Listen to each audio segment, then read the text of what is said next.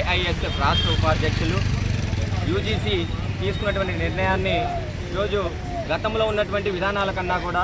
ఏదైతే కేంద్రంలో ఉన్నటువంటి ప్రభుత్వం అనుకూలంగా సానుకూలంగా వాళ్ళు చెప్పినటువంటి విధంగా ఈరోజు ఆ పద్ధతిలో వ్యవహరించడానికి యూజీసీలో ముసాయిదా కమిటీ అనేది ఒక నిర్ణయం తీసుకొని వచ్చారు. అంటే వాళ్ళకి అనుగుణంగా ఎవరైతే యూనివర్సిటీల్లో ఉన్నటువంటి వైస్ ఛాన్సలర్ని వారికి ఐడియాలజీ ప్రకారంగా కార్పొరేటీకరణకు కాషాయీకరణకు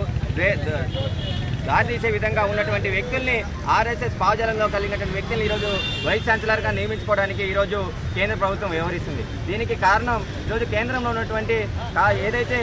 నూతన విద్యా విధానంలో భాగంగా వాళ్ళు చెప్పినటువంటి తాజాతోజా తప్పకుండా అన్ని రాష్ట్రాల్లో వాళ్ళు చెప్పిన పద్ధతిలో వాళ్ళు అమలు పరుస్తుంటే కేరళ రాష్ట్రం